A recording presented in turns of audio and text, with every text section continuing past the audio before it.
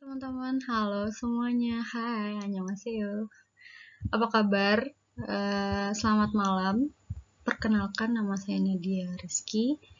Saya dari salah satu universitas swasta di Makassar. Jadi hari ini saya akan menjelaskan tentang PPh pasal 24 atau pajak penghasilan pasal 24.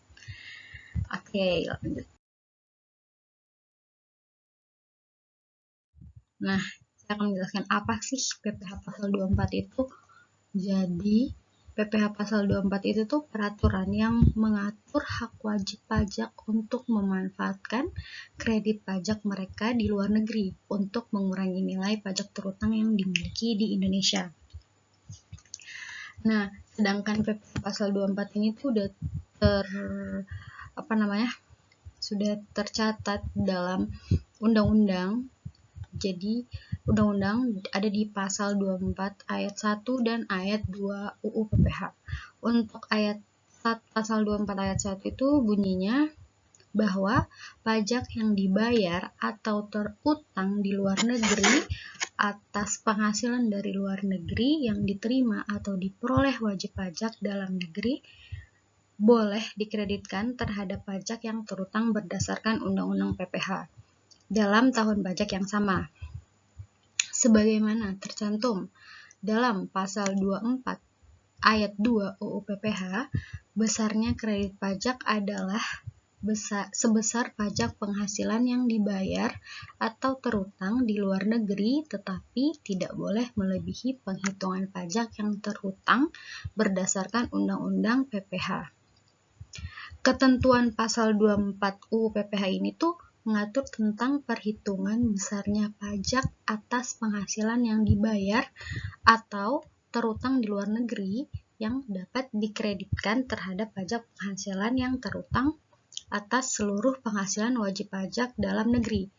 Pengkreditan pajak luar negeri ini dilakukan dalam tahun digabungannya penghasilan dari luar negeri dengan penghasilan di Indonesia agar wajib pajak tidak dikenakan pajak ganda. Selanjutnya,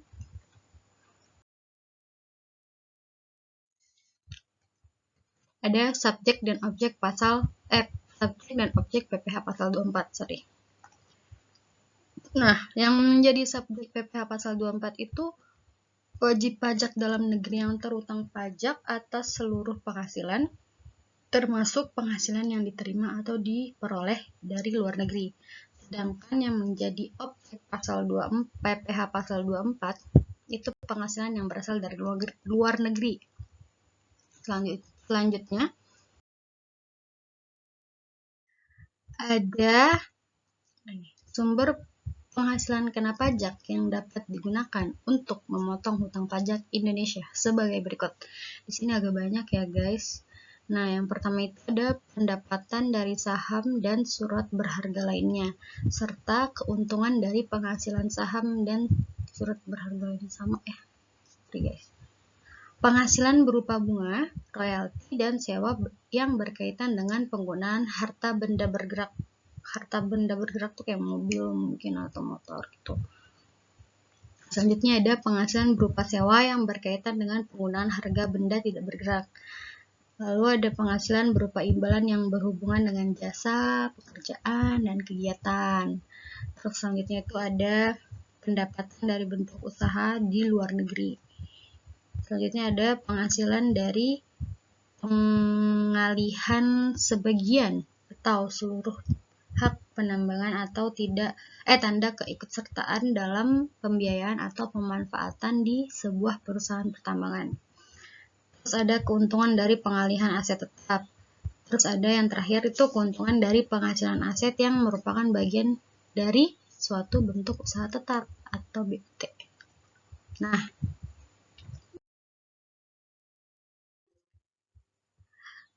jika nilai pajak di luar negeri yang telah digunakan sebagai kredit pajak di Indonesia itu telah berkurang atau telah dikembalikan, sehingga nilai kredit yang akan berkurang untuk menutup pajak terutang yang ada di sini itu harus membayar jumlah terutang tersebut ke kantor pelayanan pajak Indonesia.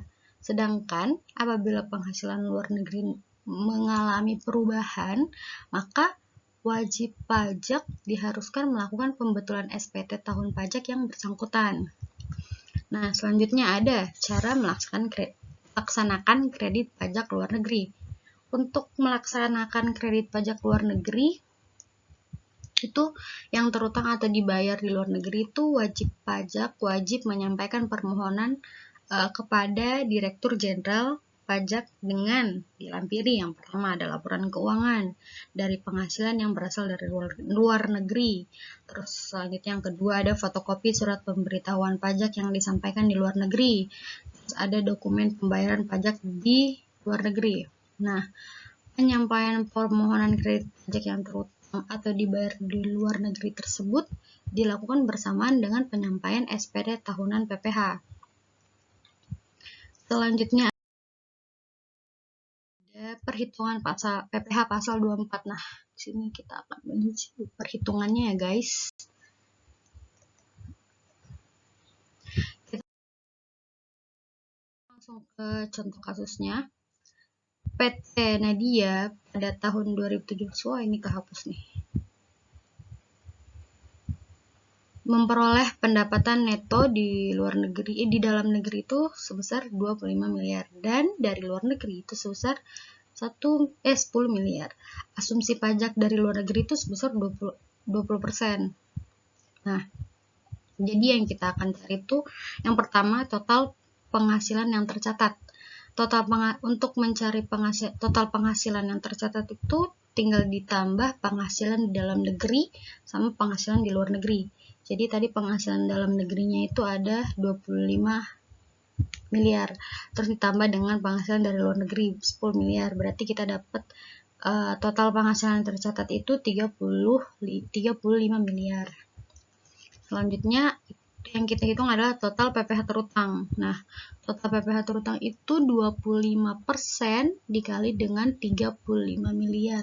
30 miliar itu dapat dari total penghasilan yang tercatat. Nah, 25%-nya itu kalau nggak salah dia dari asumsi pajak di dalam negeri. Gitu. Sebesar 25%. Terus dikalikan, mendapatlah total 8 miliar 750 juta. Nah, yang terakhir kita hitung itu adalah PPh maksimum yang dikreditkan. Nah, untuk dapatkan PPh maksimum yang dikreditkan itu ada penghasilan dari luar negeri dibagi dengan total penghasilan terus dikali dengan total PPh terutang. Nah, total penghasilan luar negerinya itu tadi 10 miliar, ya kan? Terus dibagi dengan total penghasilannya 35 miliar. Terus dikali sama total PPh terutangnya tadi 8 miliar 750 juta. Dapatlah hasil 2 miliar 500 juta rupiah. Jadi PPh terutang yang sudah dibayarkan di luar negeri itu sebesar 2 miliar 500 juta rupiah. Oke, kita lanjut ke batas maksimum kredit pajak. Jadi batas maksimum kredit pajak itu tuh diambil dari yang terendah di antara 3 unsur perhitungan. Nah, jadi sebenarnya itu ada beberapa unsurnya ya. Nah, dalam menghitung batas jumlah pajak yang boleh dikreditkan, itu sumber penghasilan ditentukan tuh sebagai ada beberapa ya. Yang pertama itu ada penghasilan dari saham dan sekuritas lainnya serta keuntungan dari penghasilan saham. Terus penghasilan berupa bunga, royalti, terus sama sewa juga. Terus ada penghasilan berupa sewa sehubungan dengan penggunaan harga tak bergerak. Terus ada penghasilan berupa imbalan sehubungan dengan jasa, pekerjaan, dan kegiatan. Terus ada juga penghasilan bentuk usaha tetap. Terus ada juga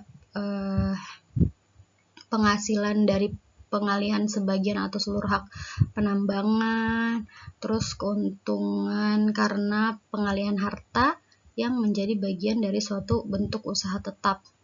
Nah, batas maksimum kredit pajak yang diambil yang terendah di antara 3 unsur atau perhitungan itu ada jumlah pajak yang terutang atau dibayar di luar negeri ada penghasilan luar negeri dibagi dengan seluruh penghasilan kena pajak dikali dengan PPh atas seluruh yang dikenakan tarif pasal 17.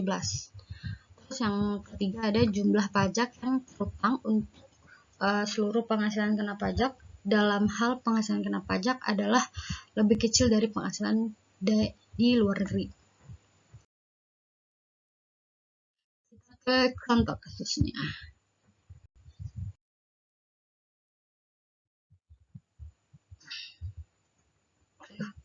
Sorry guys. Nah, di sini PT Nadine memperoleh penghasilan neto dalam tahun 2018 sebagai berikut. Yang pertama, penghasilan dari luar negeri itu sebesar 5 miliar dengan tarif pajak sebesar 40%. Yang kedua, ada penghasilan usaha di Indonesia sebesar 4 miliar. Nah, yang pertama itu kita hitung jumlah penghasilan netonya. Nah, ini gampang, cuman kita jumlahkan penghasilan dari luar negeri dan penghasilan dari dalam negeri di Indonesia. Jadi 5 miliar tadi ditambah dengan 4 miliar, berarti hasilnya 9 miliar. Nah, kita hitung batas maksimum kredit pajak yang terendah dari 3 unsur perhitungan. Yang pertama kita hitung PPh terutang atau dibayar di luar negeri itu 40% tadi. Karena 40% itu kenapa? Karena dari tarif pajak yang dari luar negeri. Wadahnya guys. Terus dikalikan dengan penghasilan di luar negeri. Jadi dapatnya 2M. Terus selanjutnya ini tadi itu penghasilan luar negeri dibagi dengan seluruh penghasilan kena pajak dikali PPh atas seluruh yang dikenakan tarif pasal 17. Nah, penghasilan luar negerinya tadi kan 5M tuh. Terus habis itu total PPh terutang total seluruh penghasilan kena pajaknya itu 9M. Itu yang jumlah dari penghasilan luar negeri dan penghasilan di Indonesia. Terus dikalikan dengan PPh atas seluruh yang dikenakan tarif pasal 17. Nah, untuk penghasilan dari luar negerinya itu 5M, terus dibagi dengan 9M dikali dengan PPh atau seluruh yang dikenakan tarif pasal 17. 2 miliar 250 juta rupiah. Terus kalau dijumlahkan sama dengan 1 miliar 250 juta rupiah. Nah, dari mana kita bisa dapat tarif pasal 17-nya itu sebagai berikut. Nih, PPh terutang menurut tarif pasal 17 itu dari jumlah penghasilan netonya dikalikan dengan 25%. Jadi dia dapatnya dapatnya itu 2 miliar 250 juta. Nah, selanjutnya kita akan jadi demi kredit pajak yang dikenakan pada poin 2 yang di atas tadi itu adalah sebesar 1 miliar 250 juta. Nah, selanjutnya ada batas maksimum kredit pajak untuk setiap negara atau per country limitation. Di sini apabila penghasilan luar negeri berasal dari beberapa negara, maka perhitungan batas maksimum kredit pajak yang dilakukan untuk masing-masing negara itu biasanya beda-beda guys. Ini contoh kasusnya. PT Nadine memperoleh penghasilan neto dalam tahun 2018 sebagai berikut. Yang pertama, negara Korea Selatan memperoleh penghasilan laba sebesar 2 miliar dengan tarif pajak sebesar 35% atau 700 juta rupiah. Yang kedua, di negara United States memperoleh penghasilan atau laba sebesar 1 miliar dengan tarif pajak sebesar 20% atau sebesar 200 juta rupiah. Yang ketiga, penghasilan usaha di Indonesianya itu atau di dalam negeri itu sebesar 5 miliar. Nah, kita akan hitung Yang pertama, kita hitung penghasilan di luar negeri. Nah, penghasilan di luar negeri itu tadi ada Korea Selatan sama United States atau US. Nah, di Korea Selatan tadi itu labanya sebesar 2 miliar, terus di US sebesar 1 miliar. Jadi, berarti jumlah penghasilan luar negerinya itu sebesar 3 miliar. Untuk penghasilan dalam negerinya itu tadi sebesar 5 miliar ya. Nah, jadi jumlah penghasilan neto atau penghasilan kena pajaknya itu tuh kita jumlahin tadi jumlah penghasilan luar negeri sama jumlah penghasilan di dalam negeri. Jumlah penghasilan luar negerinya itu 3M, terus kita tambah dengan jumlah penghasilan dalam negerinya itu 5M. Jadi totalnya adalah 8 miliar. Nah, terus selanjutnya PPh terutang menurut tarif pasal 17. Jadi itu kita kalikan lagi jumlah penghasilan netonya atau jumlah penghasilan kena pajaknya dengan dikalikan dengan 25%. Jadi dapatnya itu 2 miliar.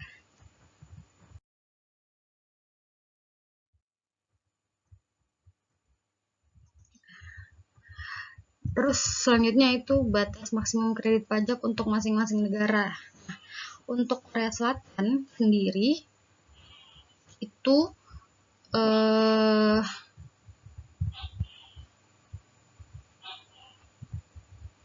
2M dibagi dengan 2 miliar dibagi dengan 8 miliar dikali dengan 2 miliar.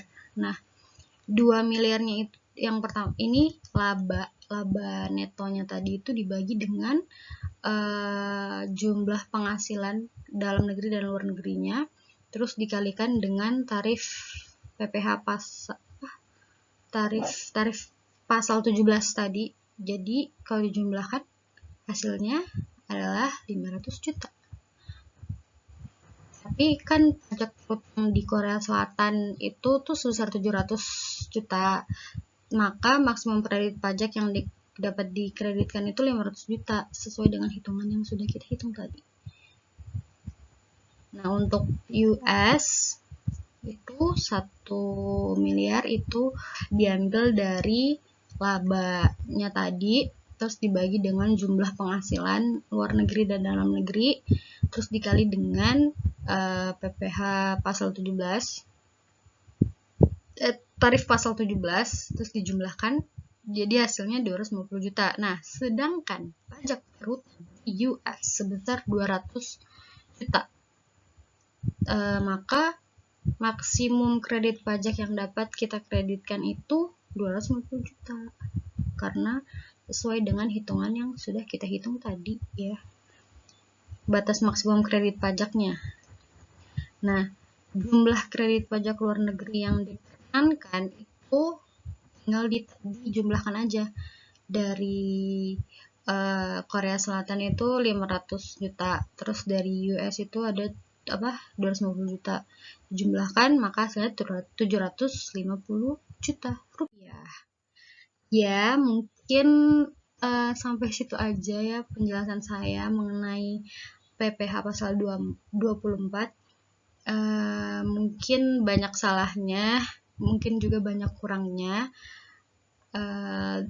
Lebih dan kurangnya juga mohon dimaafkan karena manusia tempatnya salah. Segitu aja guys.